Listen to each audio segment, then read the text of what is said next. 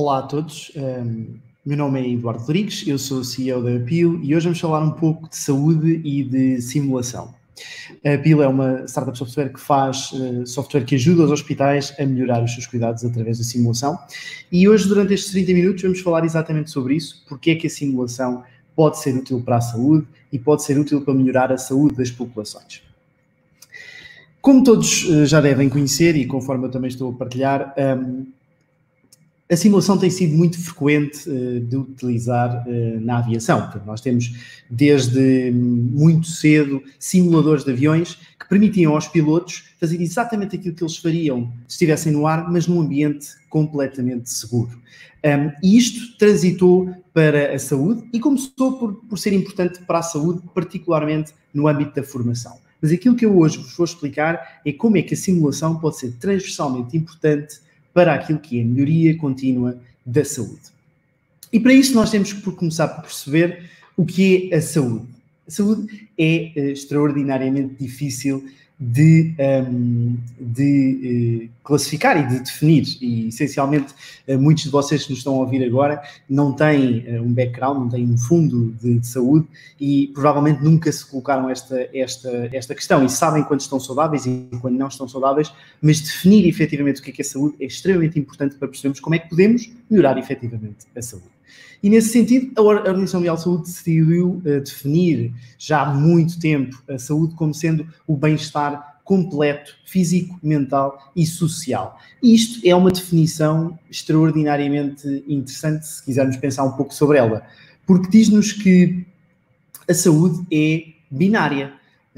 A saúde ou é um estado completo de bem-estar físico, social, mental, ou então não há saúde. E esta é uma questão extremamente conflituosa com a realidade, porque vocês, se todos pensarmos, já nos sentimos mais saudáveis e menos saudáveis, mas sem a ausência de saúde.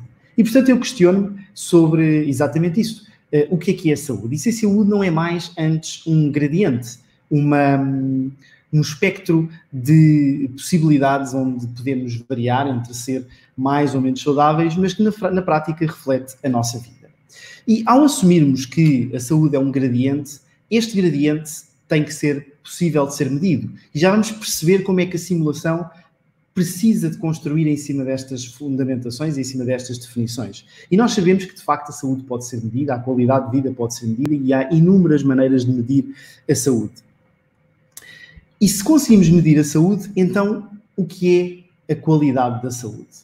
E a qualidade da saúde, também pela Organização Mundial de Saúde, e mais importante do que nos tempos de hoje seria impossível, permite e classifica-se como sendo a garantia dos melhores resultados para o indivíduo e as populações. E, portanto, se vimos que a saúde é um espectro, que a saúde pode ser medida, de facto, aquilo que é qualidade em saúde, que permite melhorar a saúde, é essencialmente nós conseguimos assegurar que recebemos sempre os melhores cuidados, os melhores resultados dentro deste gradiente que é a saúde. E, portanto, que queremos transitar disto que é os vários resultados em saúde para os resultados ótimos em saúde. E, portanto, se saúde é um gradiente e pode ser medido, a qualidade em saúde é dar cuidados baseados no melhor conhecimento. E o melhor conhecimento é mais do que sabido, ele está em todo o lado. Nós temos inúmeras iniciativas que nos dizem como tratar, como diagnosticar uma doença, nas mais variadas plataformas, nos mais diversos formatos, e a Appeal é um destes formatos. E, portanto, a questão que se põe para a saúde no geral e para as unidades de saúde, os vários hospitais e clínicas que temos pelo mundo fora, é se os resultados são mensuráveis, se é possível medir a saúde e se as melhores práticas estão disponíveis, como é que nós conseguimos adotar estas melhores práticas para atingir os resultados ótimos? E, de facto, é uma questão muito importante, como se nós já tivéssemos os recursos disponíveis, mas falta-nos qualquer coisa para que, de facto, conseguimos ter uma saúde de qualidade. E, de facto, a simulação e os simuladores são uma peça fundamental na qualidade da saúde. E quando falamos em simuladores, muitas vezes tentamos transpor aquilo que vimos na aviação para a saúde, que no fundo são estes robôs que nós vemos aqui à esquerda. Mas eu vou tentar mudar um bocadinho este conceito, porque quando nós temos um robô, há muito pouca informação que esse robô consegue tirar da simulação que lhe está a ser feita. E há muito pouca informação sobre qual é que foi o pensamento do profissional de saúde durante aquela simulação, que pode ser capturado pelo simulador físico. E, portanto, o futuro da simulação é um futuro digital, um futuro não físico, como nós estamos a ver atualmente no mundo todo, mas sim o futuro dos simuladores digitais, onde, da mesma maneira que o médico está no seu consultório, trata um doente e decide em cima do seu computador, com acesso à informação que tem nos registros daquele doente, também nós conseguimos simular essa interação e capturar efetivamente aquilo que é o processo de decisão para conseguirmos mudar práticas e conseguirmos melhorar os resultados em saúde. E, portanto, eu vou-vos dizer 5 coisas que os simuladores fazem e que mudam completamente a realidade dos cuidados da saúde e que nos permitem chegar a resultados muito mais ótimos e muito melhores para o doente. E a primeira coisa é que os simuladores nos permitem treinar sem risco. E certamente muitos de vocês em hospitais ou clínicas já confrontados com médicos e alunos e estudantes de medicina que querem experimentar os procedimentos em nós próprios. E isso é claramente uma situação de risco para o doente. Nós não podemos fazer depender toda a formação médica pré e pós-graduação em experimentação no doente, porque os riscos são acrescidos e não há doentes para todos, não há capacidade de conseguirmos providenciar esta simulação real com segurança.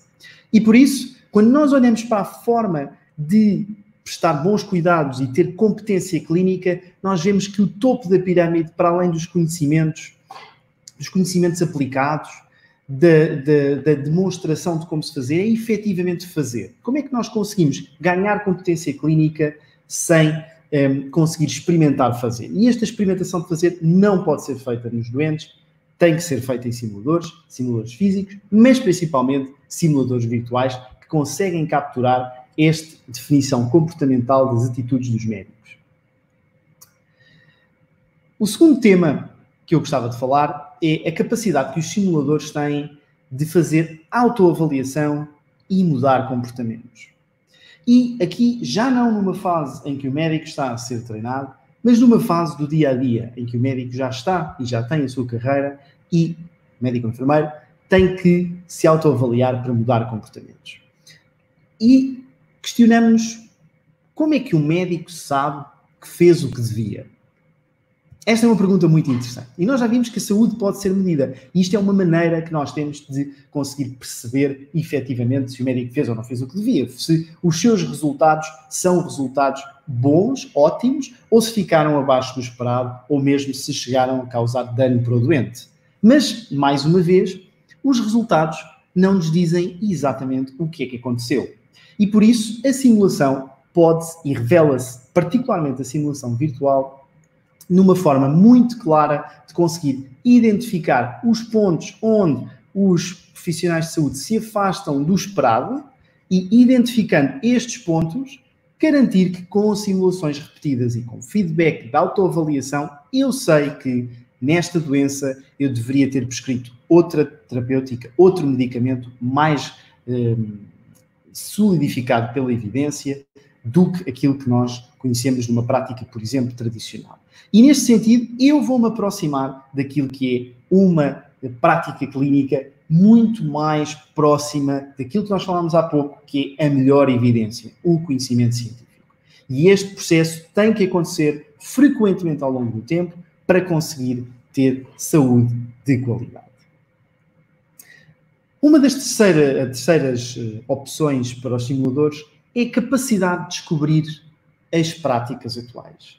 E esta parece simples, mas é extraordinariamente difícil de obter. Muitas vezes nós entramos num hospital e nós assumimos que aquele hospital tem total conhecimento do que está a acontecer dentro das suas paredes. Mas muitas vezes, hoje em dia, os hospitais são geridos quase como hotéis, em que os médicos entram e saem e não dão cavaco, não dão explicações sobre o que fazem, e a administração desse hospital, seja médica, seja não médica, fica completamente oculta sobre aquilo que está a acontecer e tem apenas pequenos pontos de contacto ao longo do tempo onde consegue efetivamente perceber se as coisas estão indo no sentido correto ou incorreto. E os simuladores conseguem capturar aquilo que nós chamamos de dados sintéticos que nos permitem obter uma fotografia do que se está a passar dentro de um hospital. E, mais uma vez, voltando aqui à nossa barra daquilo que são os variados resultados em saúde, habitualmente nós temos muita informação para aquilo que se passa numa instituição de saúde quando as coisas correm muito mal ou quando as coisas correm muito bem. E, portanto, pegando por exemplo, nós sabemos que existe dano médico negligenciável ou não em 1 em cada 10 doentes que têm prestação de cuidados. E também temos imensa informação sobre os melhores tratamentos para as doenças e quais é que são os melhores resultados e o que é que causou estas situações de excelentes resultados. Mas mais importante do que isto é perceber no dano, essencialmente, quais foram os vários problemas que foram criados ao longo do tempo, sejam infraestrutura, seja o médico, seja os processos, seja os sistemas, que levou a que, de facto, este erro acontecesse. E a simulação permite-nos identificar cada um destes fatores, desconstruí-los para que eles possam ser abordados na ótica da prestação dos cuidados e fazer com que os hospitais, as clínicas, os profissionais de saúde os alterem, os removam para que eles não se repitam.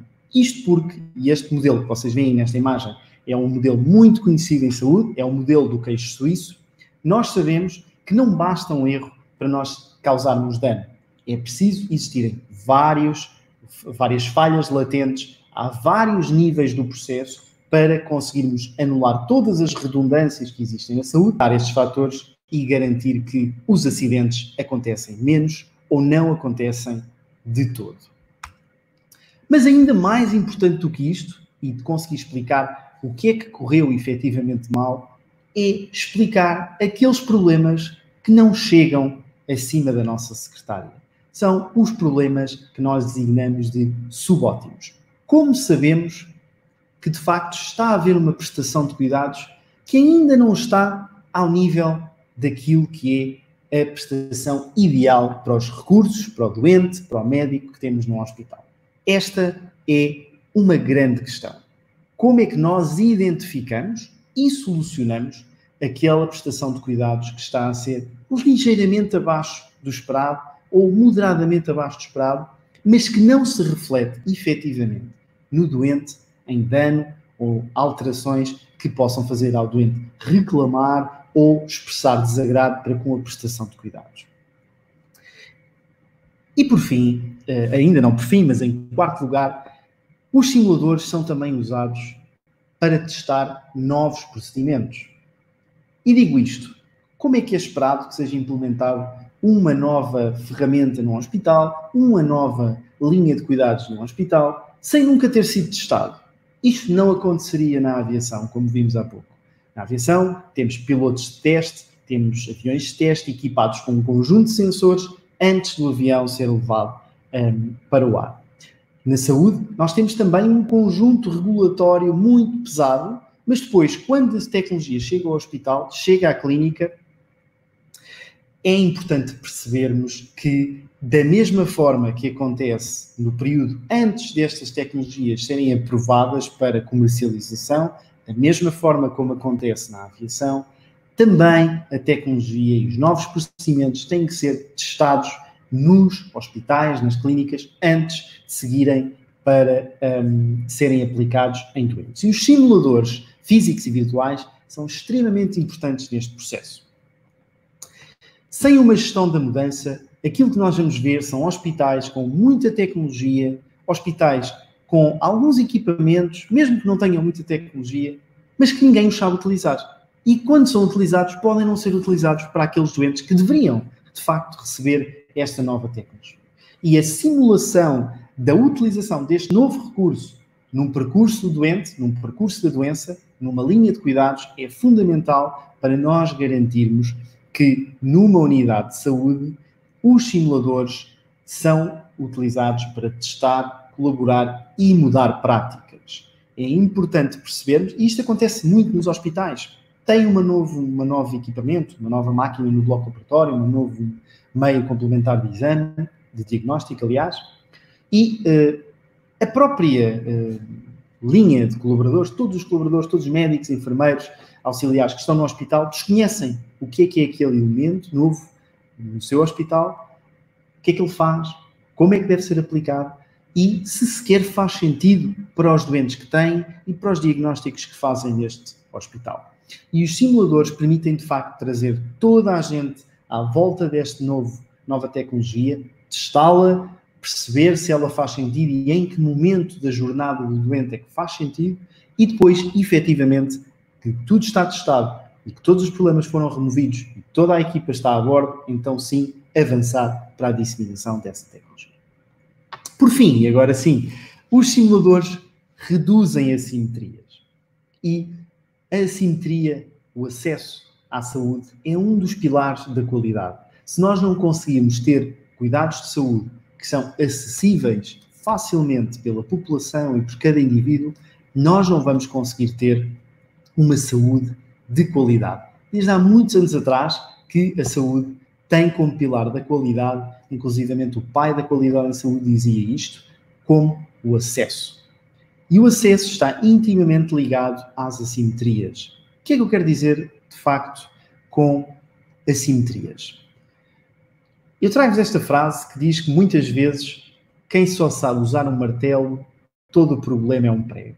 E, efetivamente, se os profissionais de saúde veem sempre as mesmas doenças e não têm uma exposição de simulação, de teste daquilo que é uma nova doença ou uma doença menos prevalente, como vemos agora, por exemplo, do coronavírus, não vamos ser capazes de prestar cuidados de qualidade. E o exemplo do coronavírus é um exemplo muito interessante, em que, como todos sabem, em fevereiro, março, a doença Covid-19 era uma doença totalmente desconhecida para os médicos. E foi necessário software e equipamentos, como os simuladores da Apil, para ajudar os profissionais de saúde a saber como lidar com esta doença que nunca tinham visto e que era totalmente desconhecida. Mas o mesmo acontece para as doenças raras, para as doenças emergentes e para as particularidades das minorias.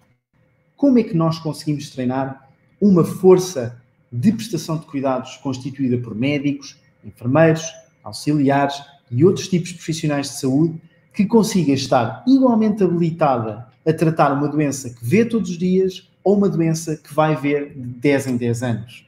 Aqui a simulação é crítica para reduzir as assimetrias e garantir equidade no acesso e na qualidade da saúde.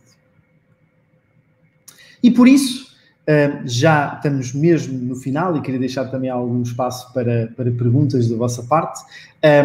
A simulação é essencial, não só na formação, mas na melhoria contínua da saúde.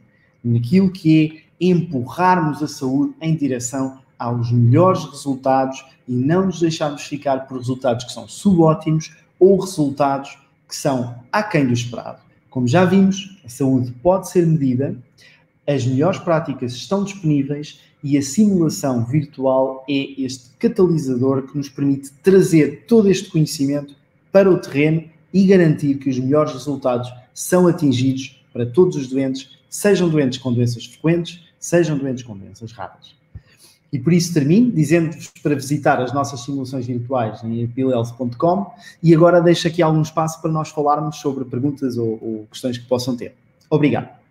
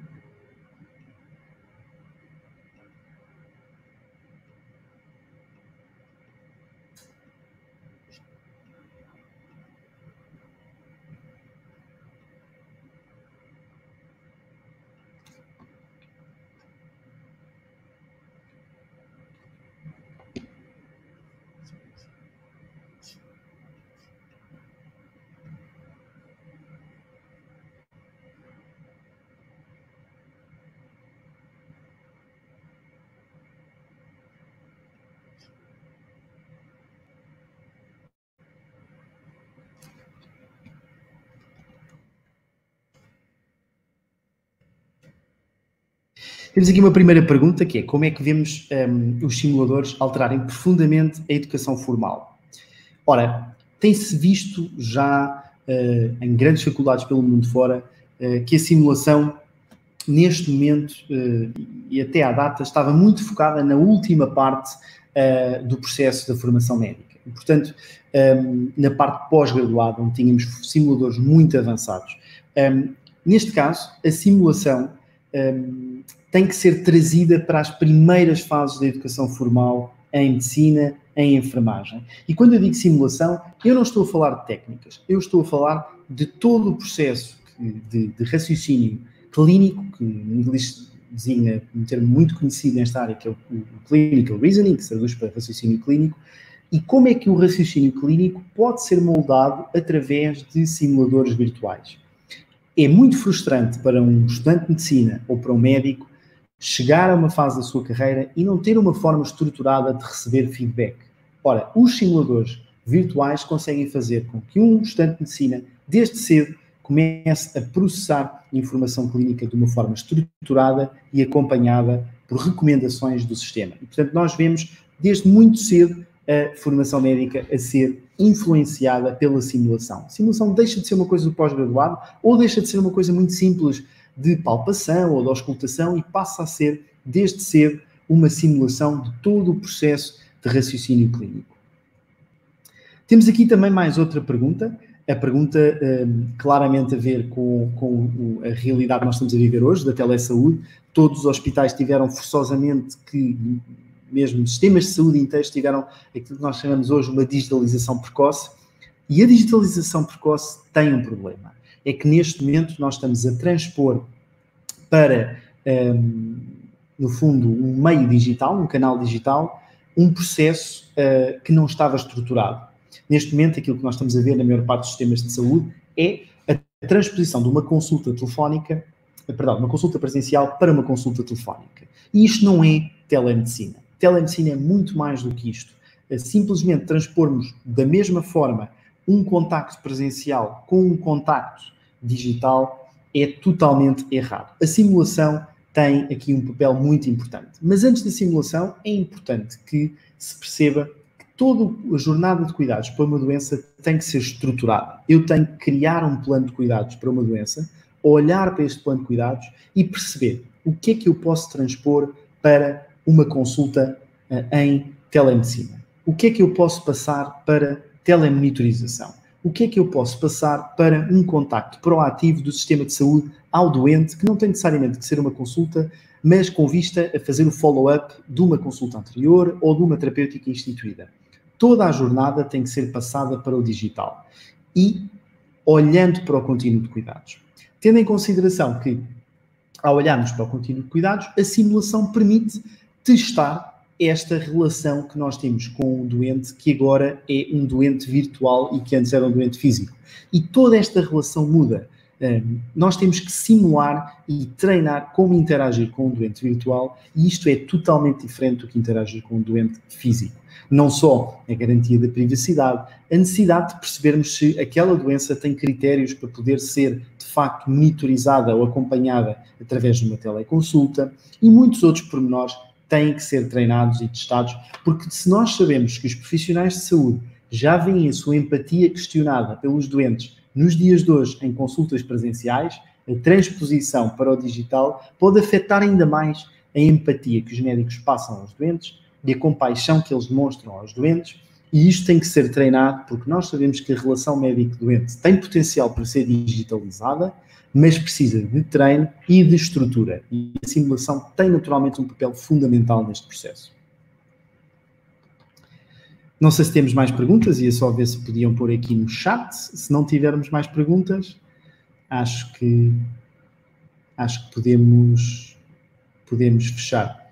Só dizer-vos, de facto, a realidade que nós estamos a ver agora é uma realidade de enorme mudança. O coronavírus foi uma prova de fogo para a saúde e percebemos a necessidade de ter sistemas muito bem estruturados para conseguir garantir a transferência de responsabilidades, a mudança de responsabilidades dos profissionais de saúde. Vejam, havia médicos a trabalhar em enfermarias de especialidades que não tinham nada a ver com o coronavírus, que tiveram que ser passados em semanas para urgências de coronavírus, para enfermarias de coronavírus, e se não houver um sistema de treino em simulação para conseguir garantir que estes profissionais, quando são transferidos, fazem este upskill, conseguem de facto lidar com as doenças com que vão ter à frente, vai haver naturalmente resultados de saúde mais baixos para estes doentes. E, portanto, os hospitais, as clínicas, os sistemas de saúde têm que ter uma abordagem à qualidade que esteja assente na definição de percursos de doentes, jornadas de doentes, planos de cuidados e de simulação. Muito obrigado a todos. Se não houverem mais perguntas, acho que vamos fechar. Obrigado.